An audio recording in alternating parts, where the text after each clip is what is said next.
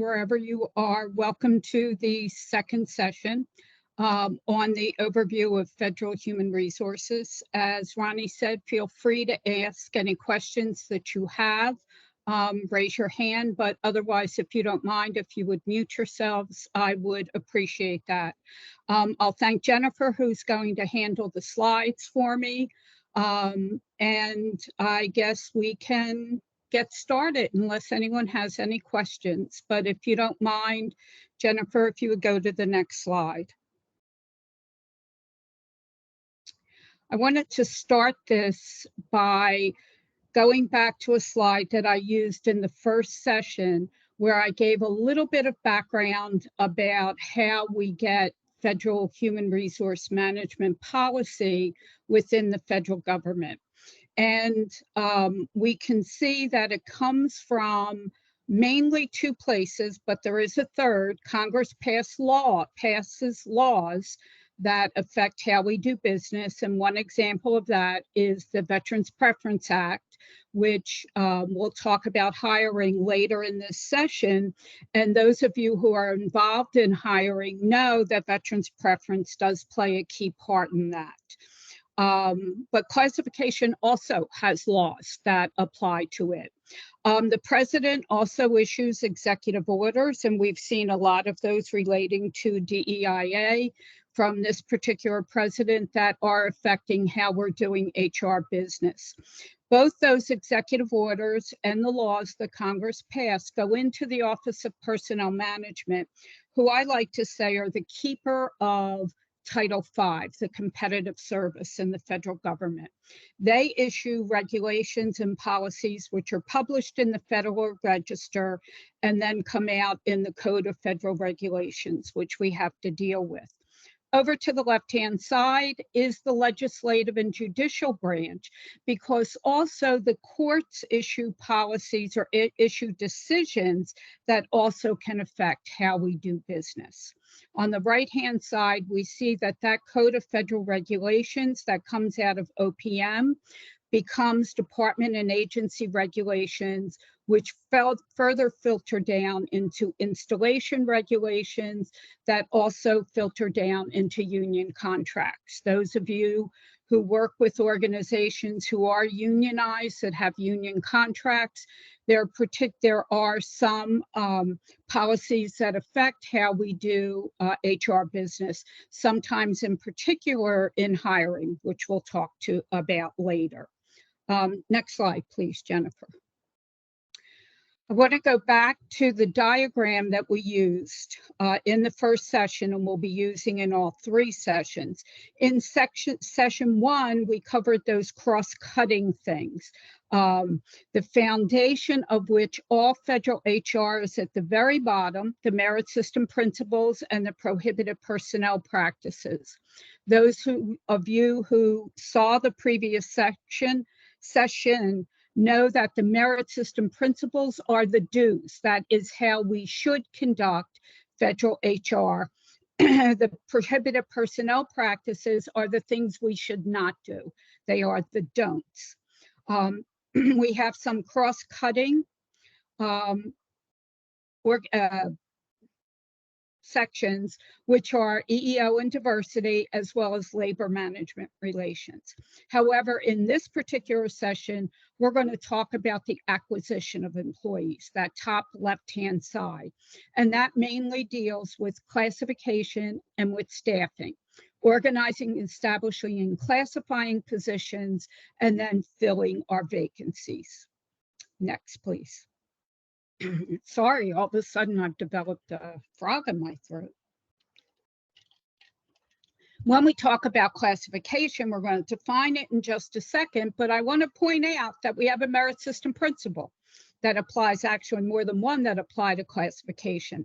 But merit system principle number 3, found at 5 United States Code, so it is law, 2301B, equal pay should be provided for work of equal value with consideration to national and local pay rates paid by employers in the private sector, and appropriate incentives and recognition should be provided for excellence in performance. So this merit system principle not only touches on classification, but it also touches on a topic that we're going to talk about in the third section, which is rewarding employees and performance appraisal. So this merit system principle actually applies to both of those things. Next, please.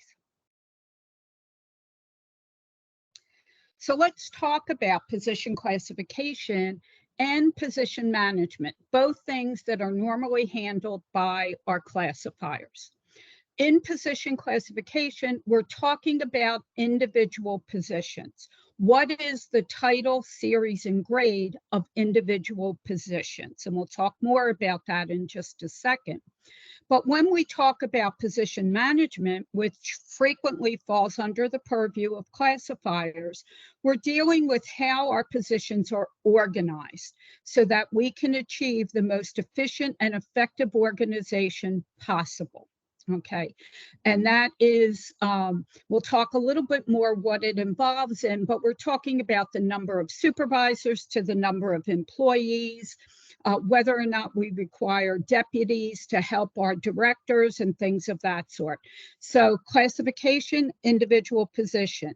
Position management, how an organization is organized. Next, please. So what is position classification? It is the process of determining the proper occupational series and pay grade of positions. Okay. Very important to all of us who like that biweekly paycheck. We want to make sure that we're getting paid at the correct grade level, as well as within the occupational series. And we'll talk a little bit more about why occupational series is important. There are two fundamental principles to classification. One we just talked about in the merit system principle is that there should be substantially equal pay for substantially equal work. Okay, equal pay for equal work. Variations in that pay are proportional to differences in the difficulty, responsibility, and qualifications required. Okay, so when we're looking at variations in pay, which broken down is to differences in your grade, whether it is a specific grade or it is a pay band, the differences should be proportional to the level of difficulty of that position, the responsibility that the individual has. In other words, how much authority do they have to make decisions, to make recommendations to the organizations, and also what qualifications are required. Are they qualified to be a specialist? Are we talking about our support staff, etc.? So our variations in our pay should be proportionate to those factors. Next, please. Okay. I've cited 4 of the references that we have when we talk about classification. All of these are found on OPM's website, which is opm.gov. And in the search bar, you can simply put classification, and you'll find the page that has these particular references. One is the introduction to the position classification standards. And that is a very good overview of what the standards are and how they should be utilized.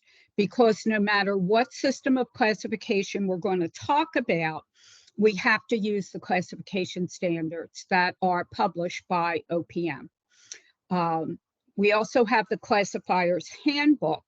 Those 2 documents refer to each other, and the classifier's handbook basically tells classifiers how they should utilize the introduction to the classification standards, as well as the major principles of classification. We also have the Handbook of Occupational Groups and Families.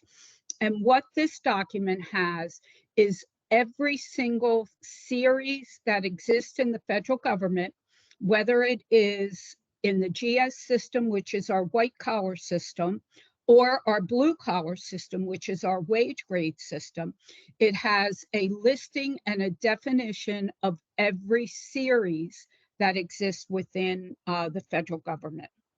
And it frequently is one of the first places that classifiers refer to when they get a new position to classify and they're unsure of what the correct series for the position is.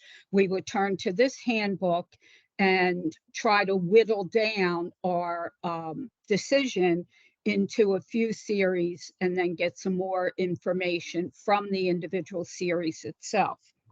OPM also publishes something called a digest of significant classification decisions, because one of the things that we don't really talk about in this session, but it is a fact, is that employees have the right to appeal a classification decision. And they can appeal to their agency and or to the Office of Personnel Management for a decision. When OPM gets a classification appeal, which they do, and they issue a decision, if there is significant information for agencies and employees and classifiers found in that appeal decision, they will publish it in a digest. So if a classifier is having a little bit of difficulty trying to discern the differences between two levels in a classification decision, it's a good idea sometimes to look at that digest and query it to see if OPM has issued any decisions about that difficulty you're having. Frequently we'll find interpretive guidance in this digest of significant classification decisions. And if you go into it, you can, again, search on particular aspects that you're looking for clarification about. So it can be a very valuable tool for classifiers when they are making their final classification decisions. Any questions so far? Are we doing okay? All right, next slide, please. So what is the key to good classification decisions? The key is to understand the differences in the level of work in an occupation, no matter what system we're talking about. What is our difference in our grade level? Well, the differences is the various levels within that series so that we can discern whether something is a GS11, a GS12, or a GS13. If you're in pay banding 1, pay banding 2, pay banding 3. You can't make those decisions unless you understand what is the level of difficulty or the differences in the various grade levels. Once you understand the differences in the various grade levels or pay band levels, then you can apply that to your position and make a good decision about the grade of the position that you're using that you're trying to classify. Okay. Next, please. So let's talk a little bit about the major categories of positions in the federal government. And I've broken them down into our general schedule, better known as our white collar positions, and our federal wage system, or our blue collar positions. Under the general schedule, and I'm going to talk more about the blue collar in just a second. Under the general schedule, we're talking about mainly people who work in offices, out in the field, etc., who are performing assistant, technician, specialist type of work. I've only listed 2 categories under the general schedule, but every once in a while, you're going to fall into a 3rd category. The 2 that I have listed is the traditional factor evaluation system. It is those positions where pay banding has not taken effect. And some of you are still working in organizations where they do not have pay banding. They still have the old GS system where somebody is a GS5, a GS11, a GS13, etc. Okay. And that factor evaluation system is how most of the classification standards that you use to apply to get different grade levels are written. factor evaluation system has 9 different categories or factors that we use to evaluate positions. Pay banding is a system where instead of being a GS 11, 12, or 13, you might be in a pay band that covers GS 12 and 13 positions. So we still have to apply different levels that we find in the factors, but if you're pay banded and your pay band encompasses GS 12s and 13s, and say we call that pay band 3, then you would still look to see, does the position meet the GS 12 or 13 level? If it does, then it goes into pay band number 3. Okay, so it's basically a grouping of our individual grades, and that is determined by the agencies how they want their grades banded, but those pay bands must be approved by OPM. Agencies must get pay banding. They must get the authority to pay band from OPM, and OPM also has to approve their system of pay banding. There actually is, for those of us who have been around for a while, a third category of GS positions, but most of you will never run across them unless you happen to be looking at very old position descriptions.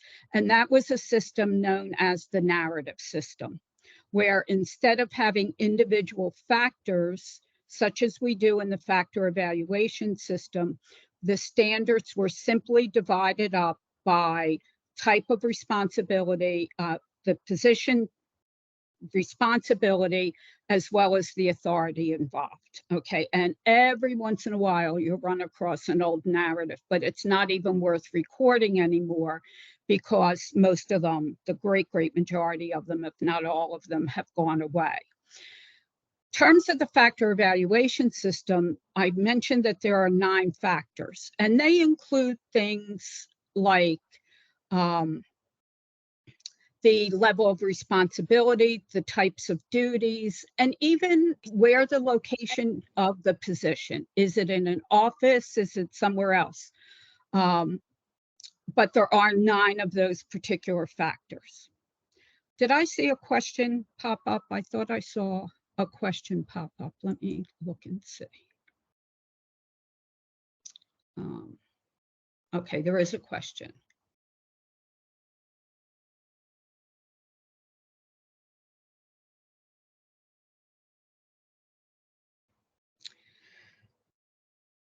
Okay, I guess it's more of a comment, but it's about that employees have a great deal of emotion. And this all sounds very cut and dry. Classification is not cut and dry. Classification takes a lot of judgment, and anybody's judgment can be questioned, which is why we have an appeal decision. Employees are emotional about their positions, especially if they're seeking a promotion and a classifier or an HR specialist denies that appeal and says, no, it's not deserving of promotion. Whenever we talk about promotion, we're talking about employee salaries. And all of us are passionate about our salary. So it's hard to eliminate emotion from that. But classification is both an art and a science, okay? The science part is cut and dry, but when you look at the differences in the grade level, and sometimes even what series to apply to a position, it takes a great deal of judgment. So there's not any way to eliminate judgment from the classification process. The classifier, when they are making a decision about what the title, series, and grade of a position are, they're making a judgment. That judgment is based on their research, their experience, and their, most importantly, sometimes the knowledge of the position.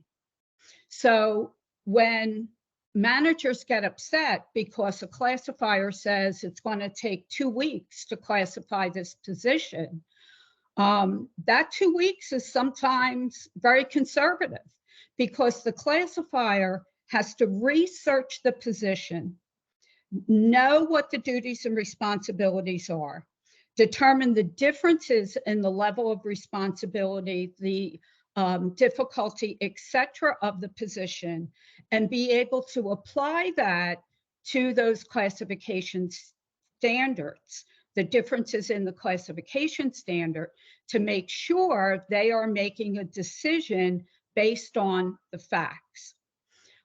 The most difficult job that I feel in my 40+ years as a classifier is to document that decision and to defend that decision, because classifiers have to be prepared. It takes more than just saying, okay, I've decided that this position is an HR specialist GS-12. Well, why is it a 12? Why isn't it a 13? Why is it more than an 11? And classifiers have to be able to verbalize as well as document those decisions. So it is, you're right when you're saying it's not just cut and dry. It is by far away from cut and dry. There is a lot of judgment involved, and I hope that's a okay enough explanation. Let me know if not. I guess it kind of goes back to the fact that, we can teach somebody the basics of how to drive a car, but until that person gets in the car, drives it, realizes the decisions that have to be made and how the different laws apply when you're driving, they're not a driver. And it's the same thing kind of with the classification. We can teach you the basics of classification, but until you get in there and you actually see what those differences are and how to apply the classification standards and study the positions, you have to study the organizations at times to see how that position places in that organization before you can become a classifier and make decisions that you can defend. Okay, so let me talk just a little bit about the FWS system. When we talk cut and dry, the FWS system, the blue collar system, is much more cut and dry than the general schedule, the white collar system, will ever be. There's a lot more judgment used in the general schedule. Basically, in the FWS system, if somebody operates a 2-ton pickup truck, they operate a 2-ton pickup truck, the classification standard's going to say operators of 2-ton pickup trucks are this grade level, and that's it. It is fairly cut and dry in the federal wage system, much more so than in the white collar system. We'll talk a little bit more about that in just a second. Can I have the next slide, please?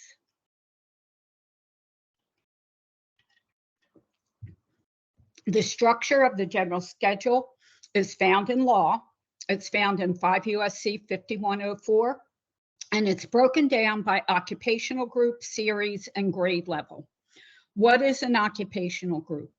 If you looked in that handbook of occupational groups and families, you would see that the first 2 numbers of a series place positions in an occupational group. For example, if you're an HR specialist in the federal government, your occupational series will be 0201 if you're a specialist. So you are in the 0200 occupational group, which contains all positions that relate to human resource management. So if you're an HR assistant, you're going to be a 0203. Still, those first 2 numbers are the same, 02. If you're an IT specialist, you're going to be in the 2200 occupational group. So all positions that relate to IT specializations will begin with 2200, because that is their occupational group. Positions in financial management, budget analysts, financial management, auditors, etc. They're in the 0-500 occupational group, all of which is defined in that occupational handbook. So a budget analyst, first two numbers, 05. An auditor, first two numbers, 05. Financial management specialist, first two numbers, 05, because they're in that occupational group. Within each occupational group, there are specific series. So I just said HR specialist, 0201. Budget analyst, 0540 for, yeah, that's right. Budget analyst are 540s.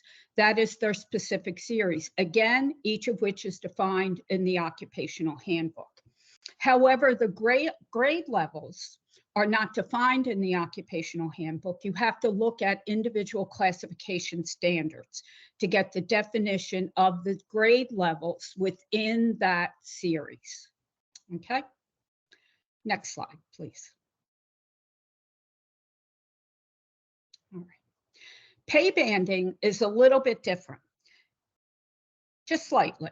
We have job categories. Those of you who work on NOAA contracts, you have job categories for scientific, for administrative, for technical, etc. And depending on the agency, the job category will differ.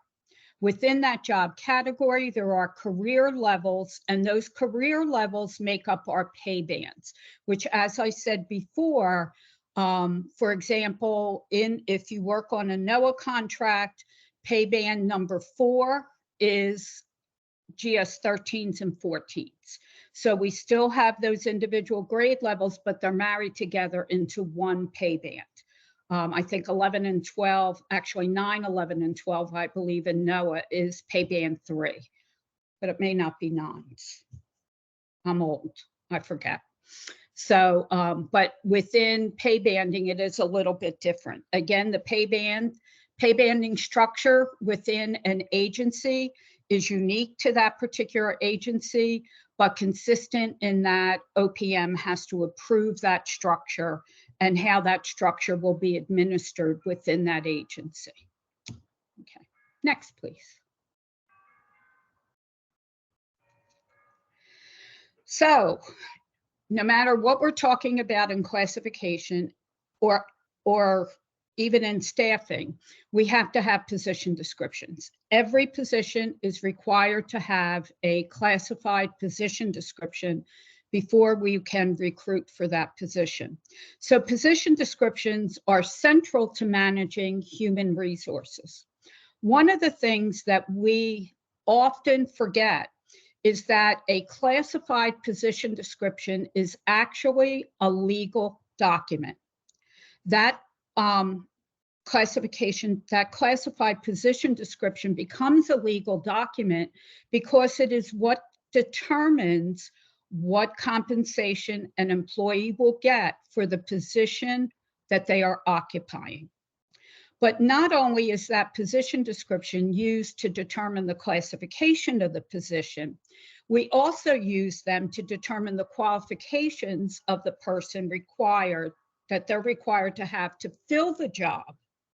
We also use them to determine when an employee can be promoted, because if their position description gets elevated in grade level, then we have to determine whether or not we can promote the individual employee or promote someone into that from an enhancement.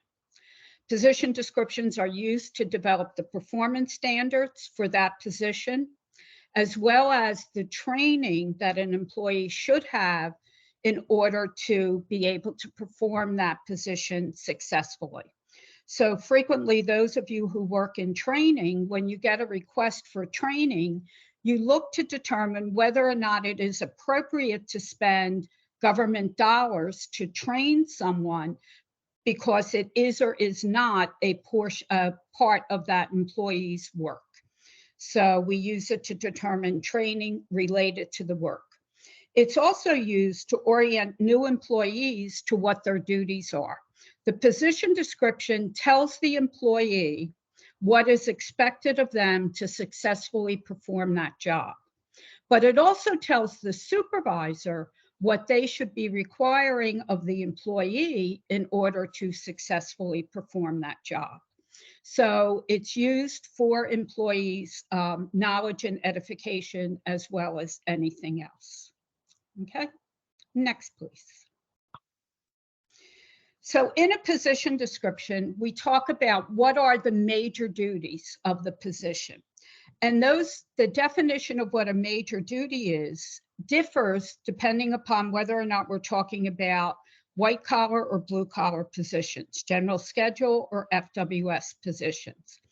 Under the general schedule, a major duty is any duty that occupies 25% or more of the incumbent's time and represents the primary essence of the position. Okay, very important, 25% or more of the time. Under the FWS, it's different. It's any duty that the employee performs on a regular and recurring basis. Duties that take less than 10% of the employee's time may not be regular and recurring. So a FWS employee that drives that 2-ton pickup truck 20% of the time, but does it every Monday. That's their assignment. So Tuesday through Friday, they do something else, but on Monday, regular and recurring, they're driving that particular truck. They're going to get, their classification is going to be based on that major duty. Little bit different for the general schedule. Has to be 25% of the time and has to be a primary essence or a primary requirement of the position in order for it to be considered a major duty. Those of you who look at position descriptions a lot should be able to say, well, that means a position description shouldn't have more than 4 major duties because 25% times 4 is 100%. Frequently, we will see many more major duties in a position description. But if you look at them, you can see that some of them could probably be combined. So it's not wrong to have more than 4 major duties as long as some of those are just expanding on the same responsibility, if you will. Okay, next, please. In the very beginning, I talked about the fact that classification deals with individual positions. However, classifiers are frequently tasked with position management as well. And indeed, most times you cannot divorce classification from position management considerations. Because when we talk about position management, we're talking about things such as, and I'm going to expound on some of these, organizational structure, the kind and the mix of positions, the duties and responsibilities of individual positions. Do I really need these positions? And how many of them do I need to accomplish my mission on that back to efficient and economical manner possible? So now when we're talking about organizational structure, if you're classifying a supervisory position, for example, and you see that an organization has submitted a new position for classification. And they say in that position that this supervisor is going to supervise 3 employees. And those 3 employees are performing GS 13 level work 100% of the time. And the organization is now requesting a GS 14. One of the things that you have to look at is, do I really need a supervisor for 3 GS 13s who are 13s because of the fact that they are technically competent and working and being able to make decisions on relatively difficult work? So what is the organizational structure? Do I need to advise management that, geez, you already have another supervisor that's supervising 3 employees? Maybe it would be better if we had one supervisor supervising 6 GS-13s rather than 2 supervisors supervising 6 GS-13s. So we're looking at the kind and the mix of the positions. We also have to look at the duties and responsibilities of the individual positions. I just told you in the last slide that for something to be a major duty and therefore classifiable or controlling the grade level of a GS position, the individual has to perform that work a minimum of 25% of the time. Okay, so suppose we have 5 positions in an organization, and each of those 5 positions performs the major duty 20% of the time. They're not meeting that 25% of the time. So classification should not be at that 20%, should not be controlled by that 20% duty, because it's not a major duty unless it's 25% of the time. So management, position management comes into play, because we should be advising managers, well, maybe you should have 2 people performing the higher grade level 40% of the time, and the other 3 people performing, so that, no, it shouldn't be, it should be, wait a minute, my math is getting in the way. 2 people doing it 50% of the time. So we have 100%, say it's GS-13 level work, and the other 3 people doing GS-12 level work 100% of their time.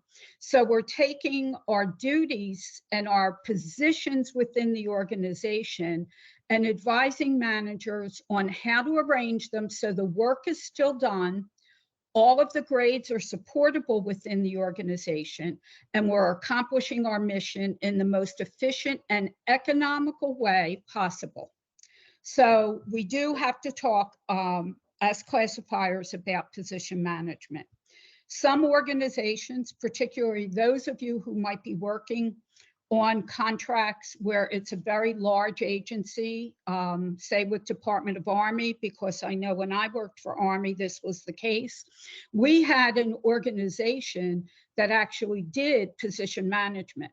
So position management was considered before a position came into classification for classification. So there are some agencies that actually have people that do position management prior to positions getting approved to actually go into HR. Those that don't, frequently it is the responsibility of the classifiers to advise management on position management considerations. Okay. Any questions on classification before I move on to filling vacancies? Questions, comments, anything? I just want to make sure that you're reminded that this is not a class in classification, that this is just simply an overview of the classification process. So I actually taught Intro to Classification for many years, and it's a 2-week, 80-hour course. So it's a little more involved than the overview that we just did. Okay, then if we go to the next slide, we'll start to talk about recruiting employees. And there are many strategies for recruiting employees. We're just going to touch upon some of these: open competition, merit promotion, and accepted employees. Title V agencies, of which many of you are assigned to responsibilities in Title V, is basically known as the competitive service. And in most cases, in order to be hired as a permanent employee in a Title V agency, you have to compete for that position. You have to compete for those positions. Once you're in the competitive service, once you've competed and you've gotten what we call status in the competitive service, then you can compete under merit promotion, which is the government's internal way of moving employees around. We'll talk more about it, but just quickly, a lot of people think merit promotion only applies to moving employees within an agency, but it actually applies also to moving employees around the federal government within other competitive service agencies. So if you work for the Department of Army and you have status, you competed for your position, and you see a vacancy in the Department of Navy that you want to be considered for, and it is open under merit promotion to employees outside of the Navy, you can file an application and be considered under merit promotion. But we also have special authorities under accepted appointments that I'll talk about more in just a second. So 3 basic strategies for filling positions in the federal government: open competition, bringing people in from outside of the government, merit promotion, and some exceptions that OPM has given to agencies to help them in their recruitment efforts. Next, please. Just like we had guiding documents in classification, we have guiding documents in recruitment as well. And they are OPM laws and regulations. Every agency is required to have, a merit promotion plan by which they move employees around within their agency or within the competitive service. Agencies that have unions, that have collective bargaining agreements, frequently that collective bargaining agreement between the union and the agency will have at least one chapter that applies to merit promotion, and when an agency has to announce a position covered by that union. And agencies are also required to have an affirmative employment plan that talks about how they will help achieve their DEIA goals for that particular agency. Okay, so let's talk on the next slide a little bit more about open competition.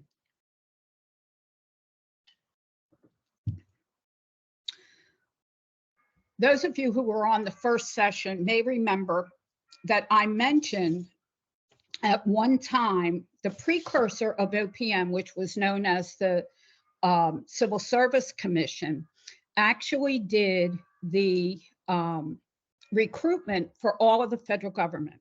They put out all of the vacancy announcements. They administered standardized testing, and to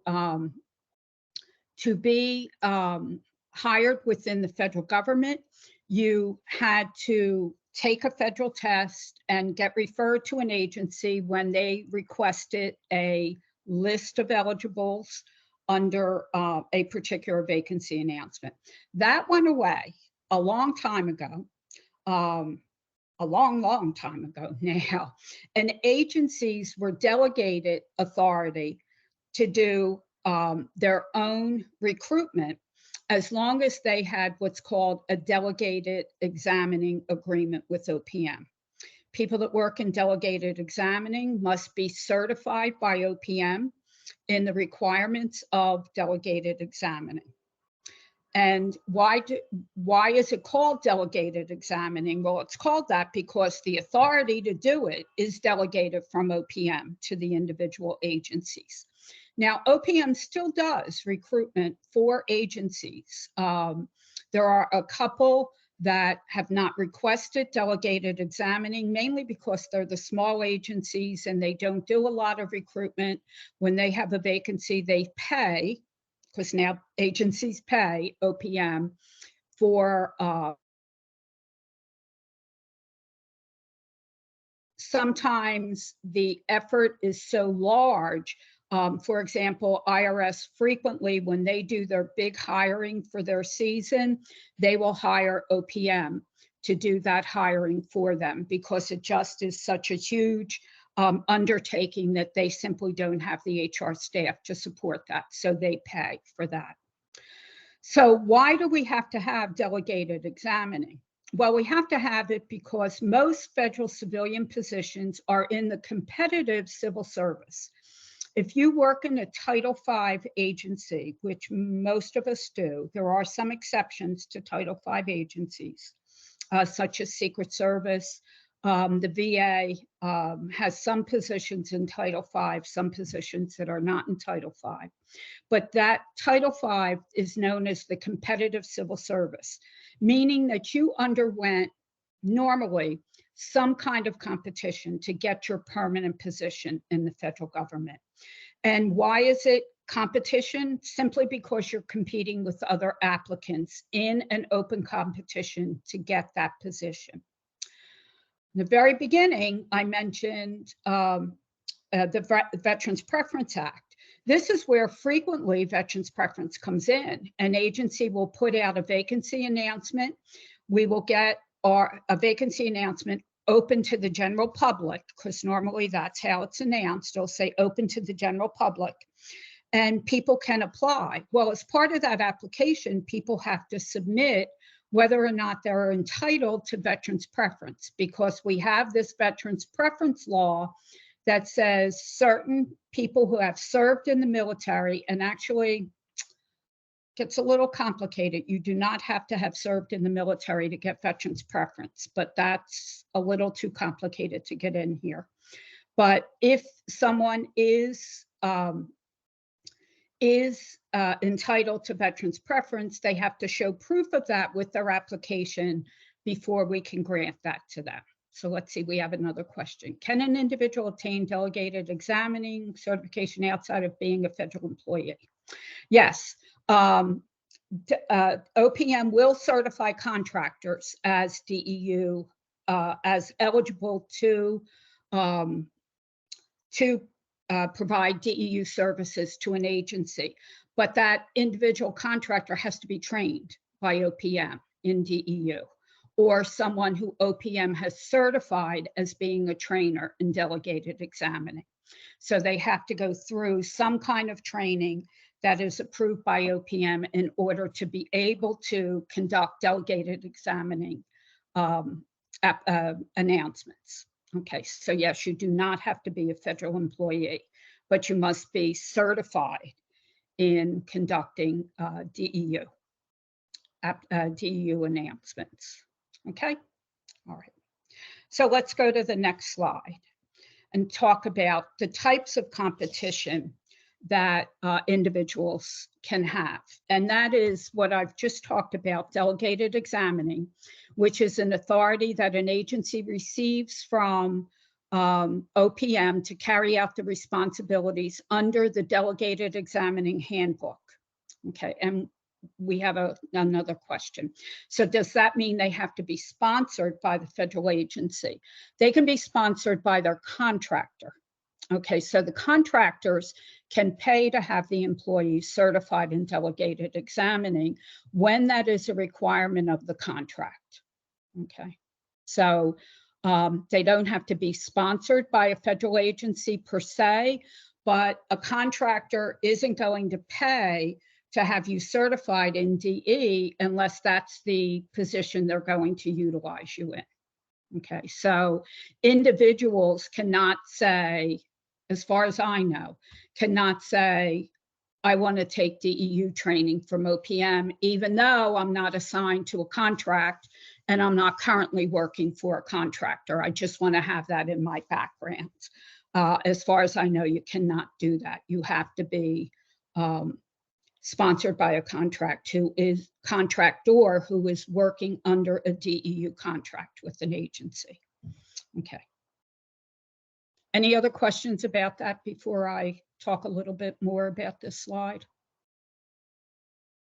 I'll give it a second in case somebody has a question. Okay, so delegated examining is authority that an agency receives from OPM to carry out that recruitment in the competitive service. Okay, but OPM also provides direct hire authority to some agencies for specific kind of positions where there is a severe shortage of candidates, or a critical hiring need.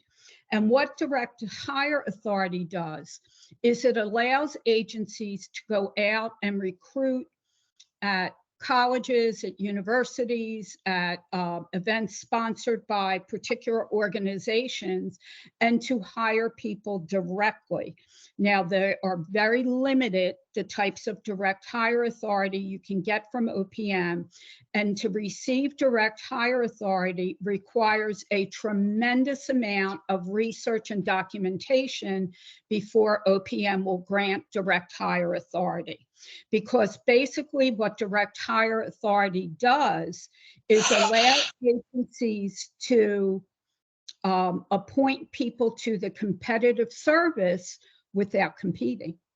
So it is an exception to that competition. So OPM very carefully controls direct hire authorities, and to receive a direct hire authority within an agency, you must provide a large amount of documentation about why you cannot hire these particular types of candidates for your positions, even when you've had open competition. Okay, so next slide, please. And oh, we're running out of time. Okay, so I mentioned the second type of recruitment strategy was merit promotion. And merit promotion is the movement of employees who have status, who have competed or were hired under direct hire within an agency or within other agencies that are also Title V.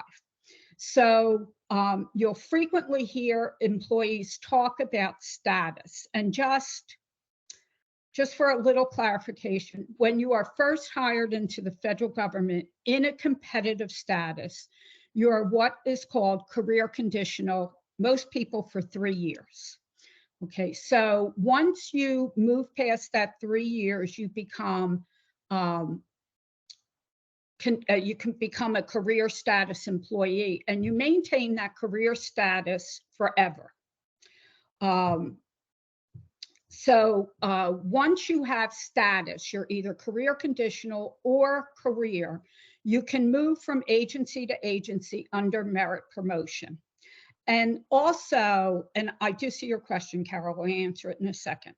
Also, under actions such within agencies, this also includes things like reassignment, promotion, etc.